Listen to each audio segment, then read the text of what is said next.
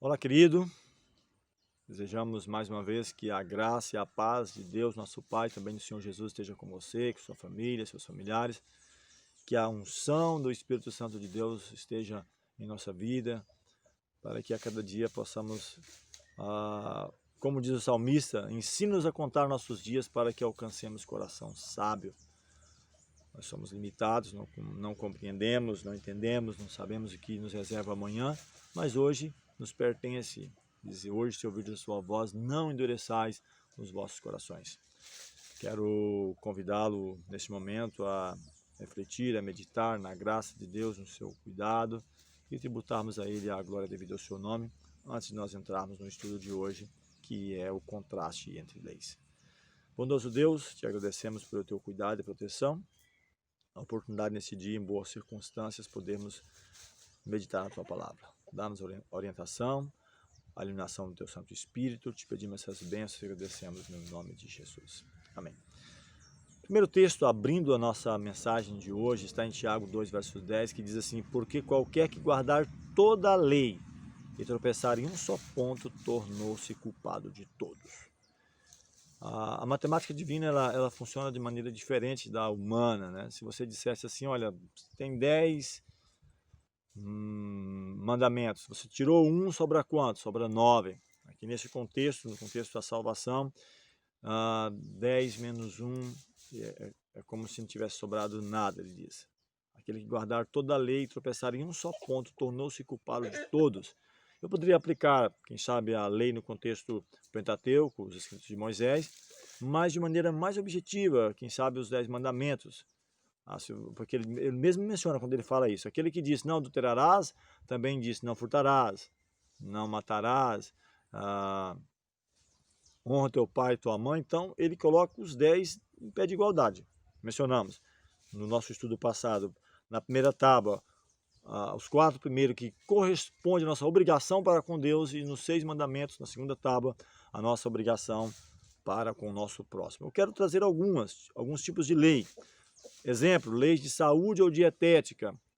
Quando Deus criou o homem, Deus estabeleceu aquilo que ele deveria alimentar-se. No dilúvio, houve um rompimento com isso, houve uma mudança. Era uma situação momentânea. E, aliás, também, a partir daquele momento, os homens que viviam aproximadamente quase 1000 anos, no caso Matusalém viveu 969 anos, há uma queda drástica, brusca. Primeira geração depois do dilúvio, 400 e poucos anos, e regredindo cada vez mais em estatura, em força física, mental, intelectual, em todos os aspectos. E em Moisés cumpre com precisão a data ali, não que Deus estabelecesse isso, né, mas o tempo que ele usou para pregar a mensagem de 120 anos, ele faz a referência a isso.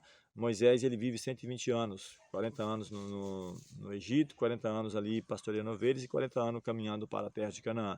Então diminuiu muito, e há leis específicas sobre isso. E aqui também Moisés, ele formaliza, ele traz orientações específicas em Levítico 11, Deuteronômio 14, sobre os alimentos, né, que o homem deveria alimentar. Apesar de que, eu abro um parênteses e falo, com a autoridade que a palavra de Deus nos dá, desde lá na criação, e até mesmo outros exemplos, como o próprio Daniel, de qual alimento que Deus deseja que o homem utilize, que é frutas, verduras, legumes, sementes, aquilo que ele criou.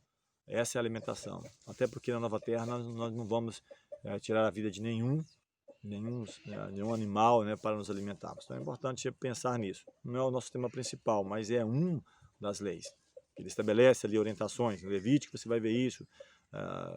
Principalmente o livro de Levítico vai trazer essas orientações. Leis civis, que trata sobre casamento, divórcio, escravatura, propriedade e guerra. Então, leis de saúde ou dietética, civis, que fala desses pontos, pode ter outros também, como mencionei, né, casamento, qual era a orientação naquela época, o divórcio, se poderia ou não acontecer, escravatura e assim por diante, guerra e algo mais.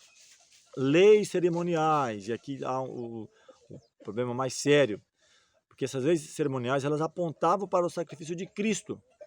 Era uma maneira didática de Deus ensinar. Estava envolvido com o ritual do santuário. Algumas representando, quem sabe, a primeira vinda de Jesus, e as outras a segunda vinda. Eu não vou falar de cada uma delas, mas eram pelo menos 7 festas das quais a Páscoa era uma, o Pentecostes era outra, a trombeta, eram festas que apontavam, como eu mencionei, de maneira didática, Deus estava ensinando para o povo, e que parte delas tiveram seu cumprimento na morte de Cristo. Por isso que há essa confusão, o que foi abolido, o que não foi abolido, e eu não estou aqui, não quero estar fazendo acusação, não quero que ninguém se sinta em relação a isso acusado, mas muitas vezes mistura essas leis com a lei dos 10 mandamentos, a lei moral, que tem a ver, como mencionei, não é simplesmente para o judeu ou para o adventismo, é algo para o mundo em geral. A lei moral, os 10 mandamentos, precisos, diretos, que tem a ver com o nosso amor a Deus e o nosso amor ao próximo.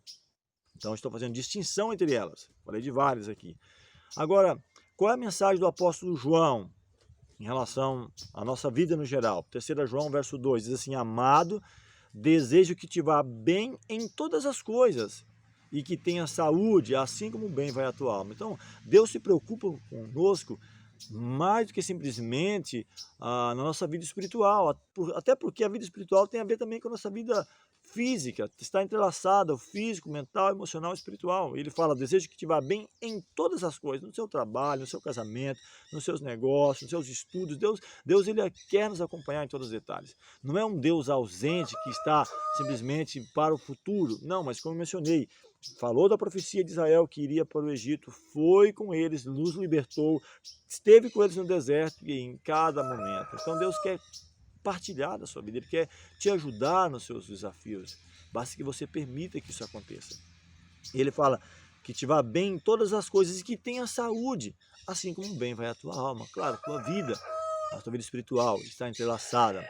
Agora, ao falar sobre a questão saúde física, que alimentação Deus prescreveu no Éden? Gênesis 1:29 está bem claro. Ele disse Deus, eis que vos tenho dado toda a erva que dê semente, que está sobre a face de toda a terra, e toda a árvore em que há fruto que dê semente, ser-vos-á para o mantimento. Então é essa alimentação. E eu não tenho dúvida nenhuma de que é a mais saudável, a mais importante. Tá? Então, se formos comparar, como mencionei antes, o dilúvio, quase 900 ou quase 1000 anos, a capacidade intelectual, física, 20 vezes mais fortes. Alguns estudiosos falam de quase 4 metros de altura, gigantes homens.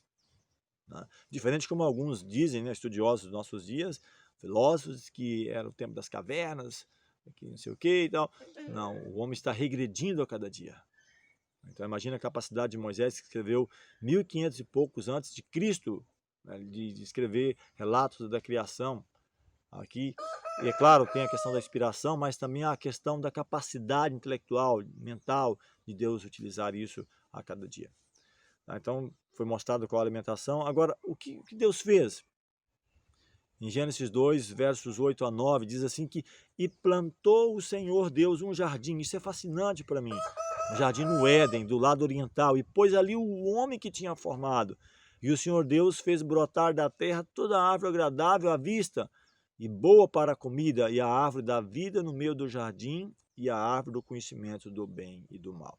Então Deus planta ali. Deus falou, apareceu todas as coisas, mas aqui Deus planta um jardim específico para Adão e Eva. Até fala o local. Ali diz que havia um rio que se dividia em 4 braços, que regava, não havia chuva, é uma neblina. Então imagine que variedade de frutos, de flores, que local agradável, né, que Deus coloca ali o homem, e aí dá ainda um trabalho para ele, dá uma missão. Eu até mencionei outras vezes, alguém perguntando quem criou o trabalho. Foi Deus, mesmo no lugar perfeito. O Adão foi colocado para lavrar e guardar. É claro que tinha um momento da variação do dia que Deus vinha, tinha comunhão com Deus, mas ele tinha um ofício a fazer ali. Agora, quais foram as mudanças que houve?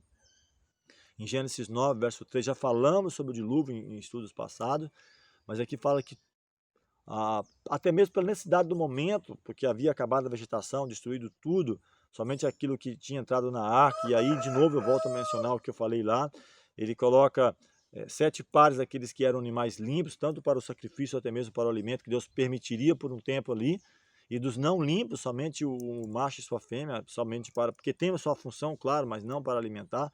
No projeto original, nenhum desses animais foram criados para servir de alimentação para o homem, tanto os domésticos como os selvagens, para a beleza, é claro, tem a sua função, mas não para o alimento. Agora, o que ele diz aqui? Ó, tudo quanto se move, que é vivente, será para vosso mantimento. Tudo vos tenho dado como a erva verde. E aí, de novo, eu abro um parênteses. Será que eu posso comer tudo que se move e é vivente? Tudo isso? Então, eu poderia desculpar, então, os canibais.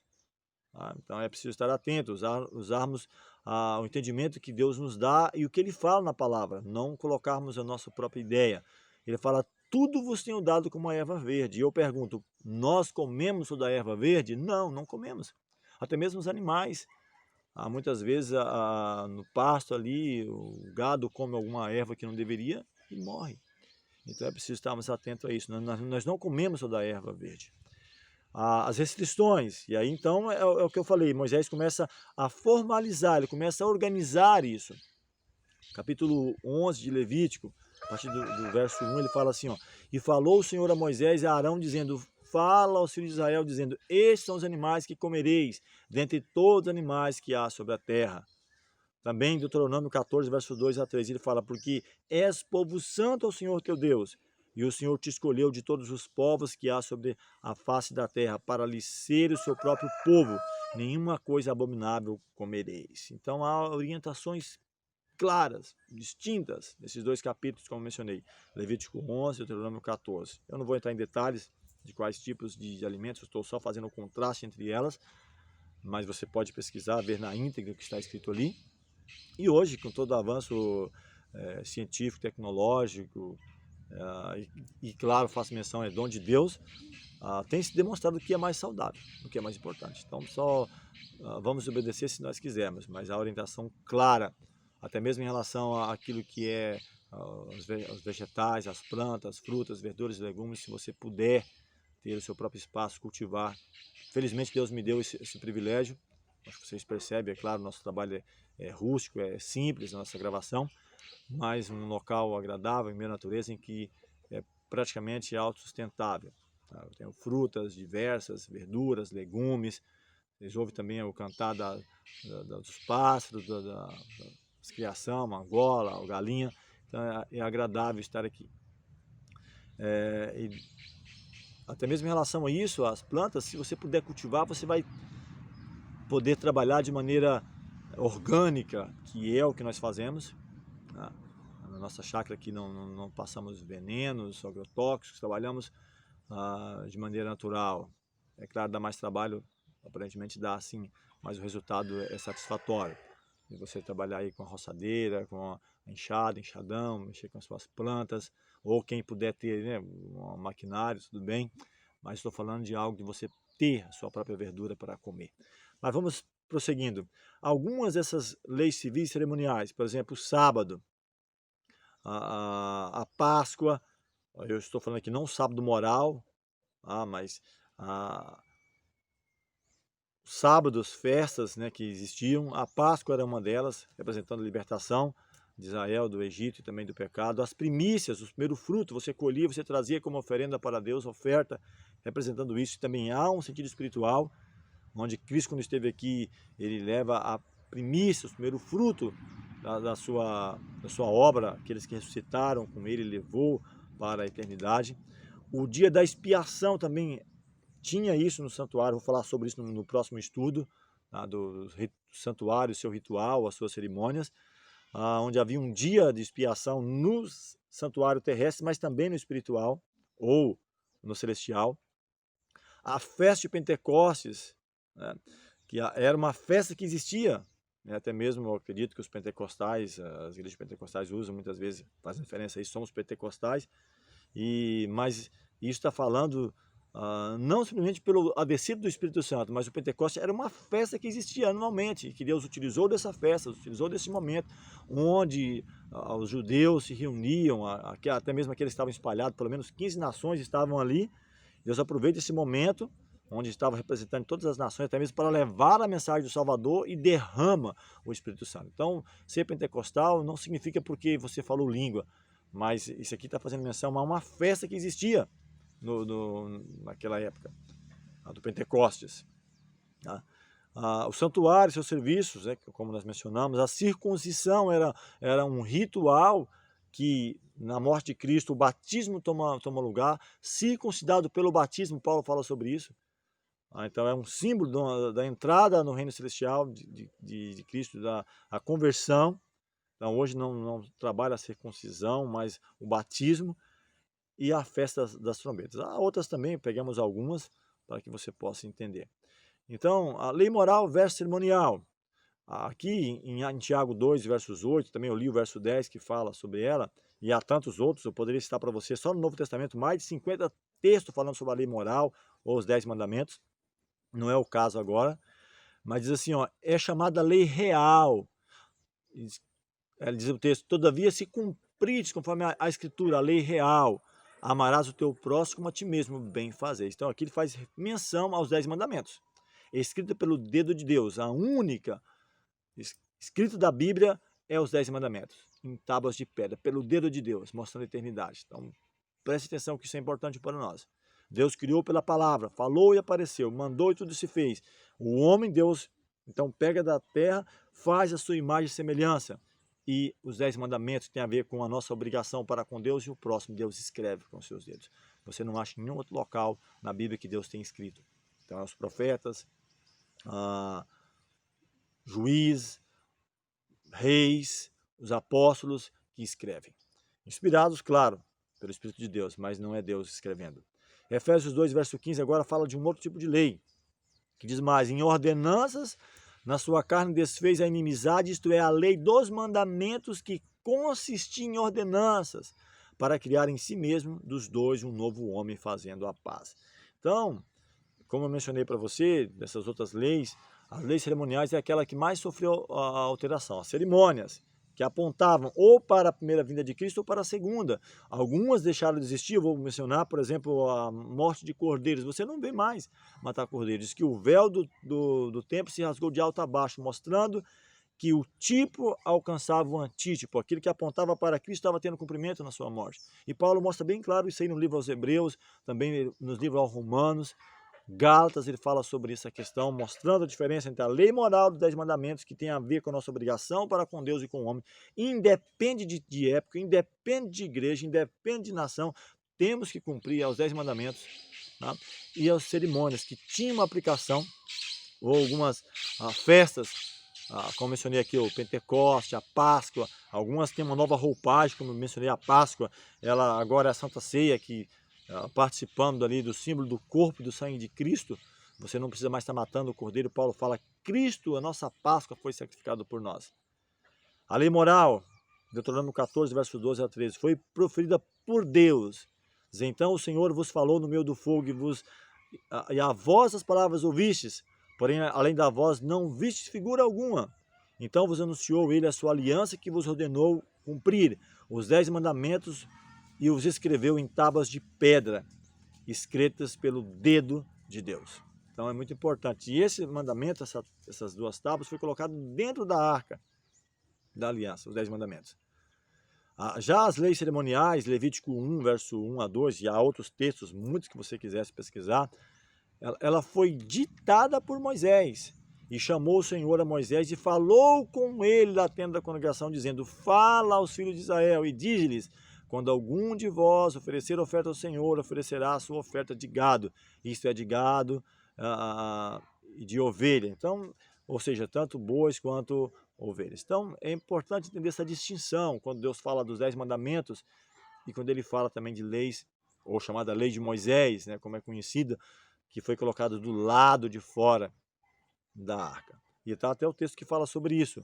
Capítulo 40, verso 20 de Êxodo, fala assim, foi posta na arca a lei moral, os 10 mandamentos, tomou o testemunho e pô-lo na arca, e colocou os varais na arca, e pôs o propiciatório em cima da arca. Então os 10 mandamentos têm uma distinção, foi colocado ali dentro. Já a lei moral, a parte, escrita em livro por Moisés, orientações, como mencionei, saúde, leis sobre cerimônias, casamento, guerra e outras coisas mais. Capítulo 9, verso 4 de Hebreus diz assim, que tinha o incensário de ouro e a arca da aliança coberta de ouro todo em redor, em que estava um vaso de ouro que continha o maná e a vara de Arão que tinha florescido e as tábuas da aliança, ou seja, os 10 mandamentos que tem a ver com a nossa obrigação para com Deus e com o nosso semelhante. Já a lei cerimonial, Deuteronômio 31, verso 24 a 26, é diferente.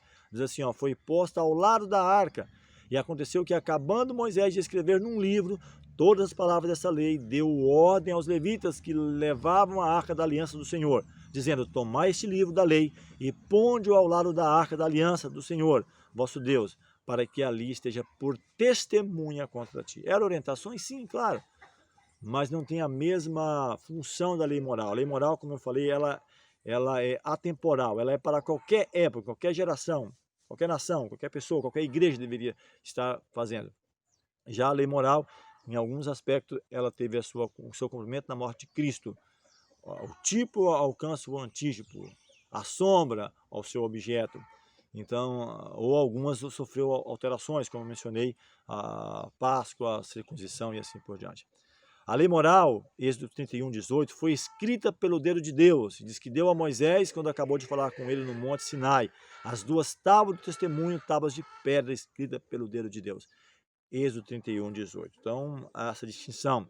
A lei cerimonial foi escrita por Moisés num livro e puseram de parte os holocaustos para o darem aos filhos do povo, segundo as divisões das casas paternas, para oferecerem ao Senhor, como está escrito no livro de Moisés, assim fizeram com os bois. Segundo as Crônicas 35, 12. Então, por isso que há essa confusão muitas vezes, não que a Bíblia o traga isso. Estou gastando esse tempo passando os principais temas do Antigo Testamento, pretendemos também trabalhar no Novo Testamento e lá mostraremos com mais clareza essa confusão muitas vezes entre essas leis, mas Deus não quer que seja assim. A lei moral, por exemplo, deverá permanecer para sempre. Então as obras das suas mãos são verdade e juízo, seguro todos os seus mandamentos permanecem firmes para todo sempre e são feitos em verdade e em retidão.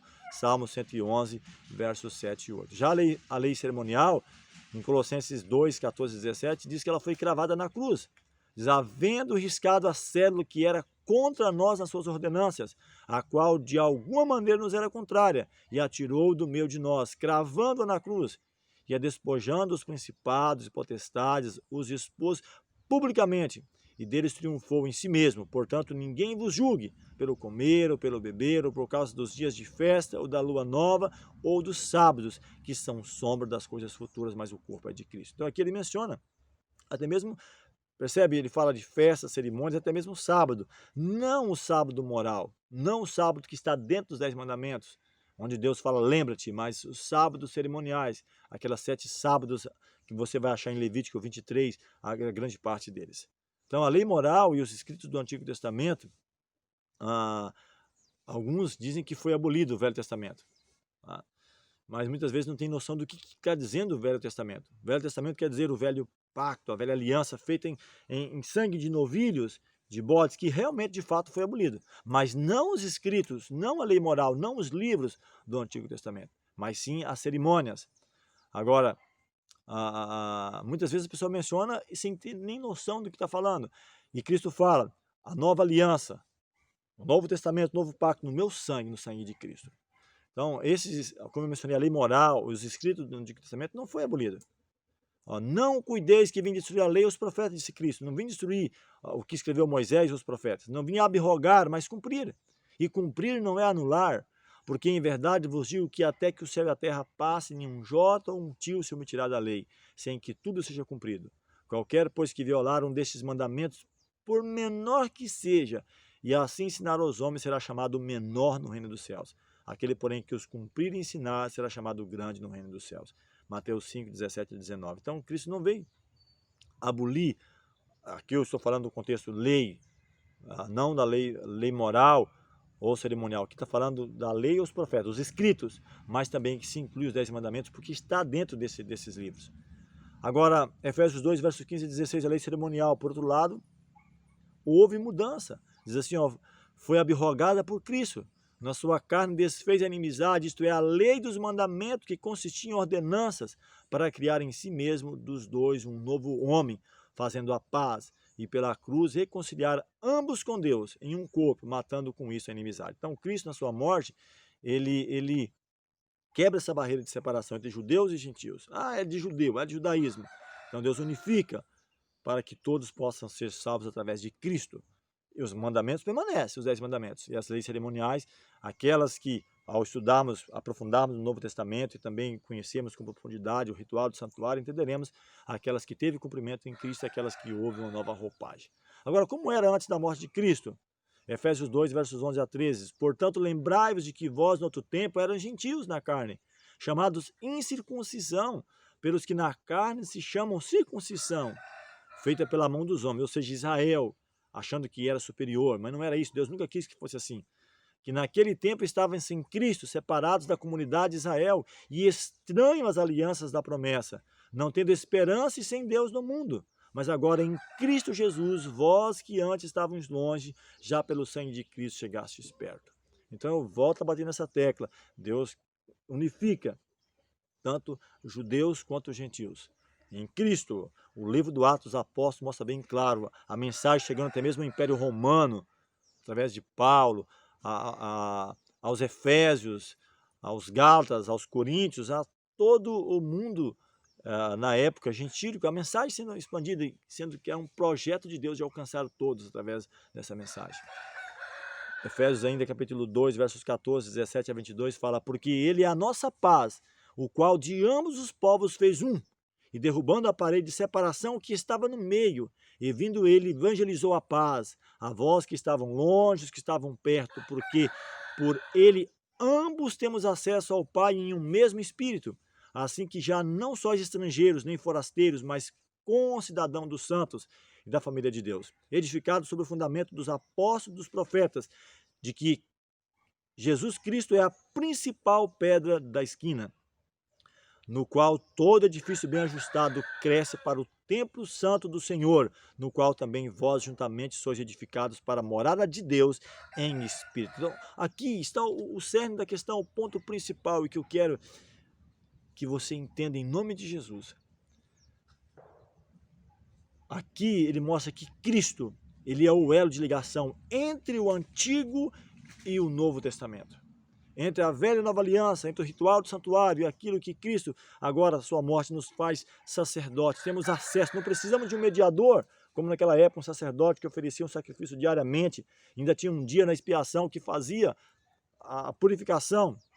Não, nós vamos diretamente a Deus por intermédio de Cristo. Ele derribou a parede de separação. Aqueles que estavam longe e estavam perto, o povo de Israel deveriam ter servido de luz para essas nações, mas acabou se envolvendo, misturando, e que não é diferente dos nossos dias. A igreja está misturada com o mundo, não consegue ver a linha divisória entre uma coisa e outros costumes, muitas vezes, do mundo. Então não faz muita distinção. E ele então quer de todos esses. E diz que todo edifício bem ajustado cresce como o templo. Nosso corpo é o templo do Espírito Santo. Ele fala: sois moradas de Deus em Espírito. Cristo diz: eu e o Pai viremos e faremos nele morada em Espírito. Por isso precisamos cuidar do nosso corpo, daquilo que comemos, bebemos, daquilo que vemos.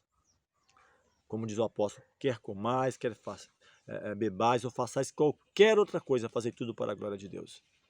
Fala: tudo que é puro, tudo que é amável, tudo que é aceitável, tudo que é de boa fama, nisto pensai.